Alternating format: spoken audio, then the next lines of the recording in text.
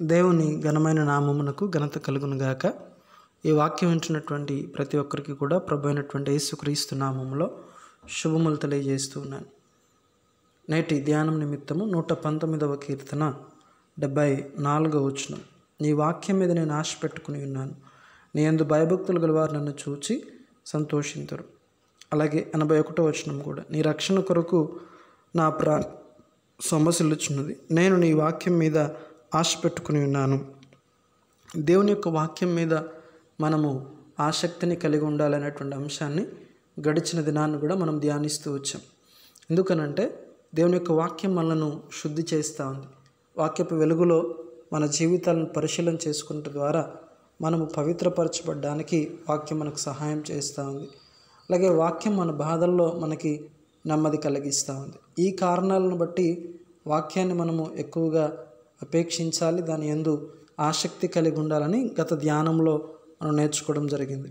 మరికొన్ని అనుభవాలను కనుక మనం గమనించినట్లయితే, వాక్యాన్ని ధ్యానించడం ద్వారానే ఒక వ్యక్తి తన జీవితంలో ఫలించగలడు. అందుచేత వాక్యం మీద ఎక్కువగా ఆశ పెట్టుకోవాలి.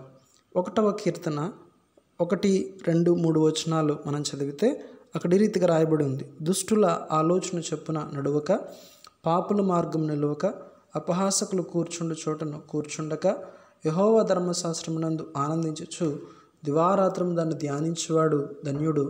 అతడు నీటి కాలువలో ఎవరు నాటబడినదై ఆకు వాడక తన కాలమందు ఫలమిచ్చి చెట్టు వలె ఉండును.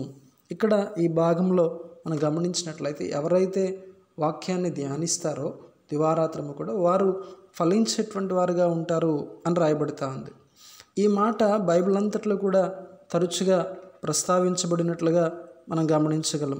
ద్వితీయోపదేశకాండము 30వ అధ్యాయంలో ఇశ్రాయేలు ప్రజలకు దేవుడు ఇదే మాటలను తెలియజేస్తూ వచ్చాడు.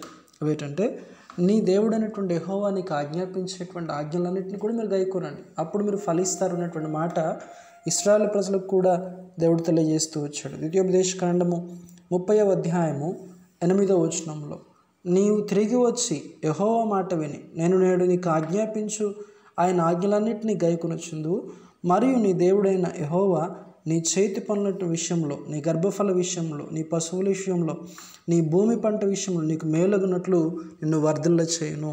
ఎప్పుడైతే దేవుని యొక్క వాక్యాన్ని, ఆయన ఆజ్ఞల్ని గైకుంటారో అప్పుడు దేవుడు అన్ని విషయాల్లో కూడా వర్ధిల్లతను అనుగ్రహిస్తాడు అనేటువంటి విషయాన్ని ఇక్కడ మనం చూస్తా ఉన్నాం. అంతేకాకుండా ఇదే మాట యెహోషువకు కూడా దేవుడు ఆజ్ఞాపిస్తూ వచ్చాడు.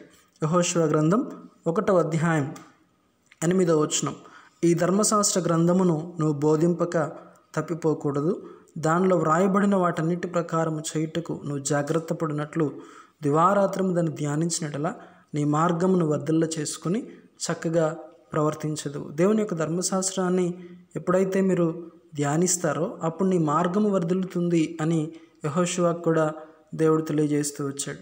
అంతేకాకుండా నూతన నిబంధనలో కూడా యేసుక్రీస్తు ఇదే మాటను చెప్తూ వచ్చాడు. యోహాను సువార్త 15వ అధ్యాయము 7, 8 వచనాలు, నా యందు మీరును మీ యందు నా మాటలను నిలిచి ఉండిన యెడల మీకేది ఇష్టం అడుగుడి, అది మీకు అనుగ్రహింపబడును, మీరు బహుగా ఫలించడం వలన నా తండ్రి మహిమపరచబడును. ఎవరిలోనైతే దేవుని యొక్క మాటలు నిలిచి ఉంటాయో వారు బహుగా ఫలిస్తారు.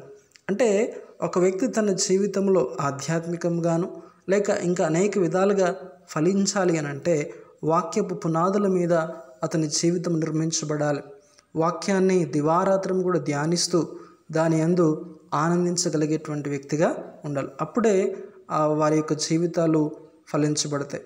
ఈ కారణాన్ని బట్టే మనము దేవుని యొక్క వాక్యం పట్ల ఎక్కువైనటువంటి ఆసక్తిని, మక్కువను కలిగి ఉండాలి. ఎందుకనంటే మన ఫలభరితమైనటువంటి జీవితానికి పునాదులు వాక్యంలో ఏర్పాటు చేయబడ్డాయి.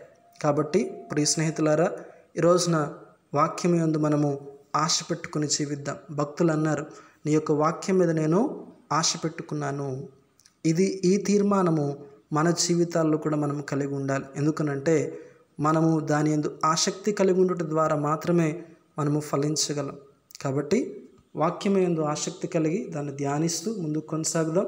ప్రభువు కృపను మనకు దయచేయును గాక. ఆమేన్.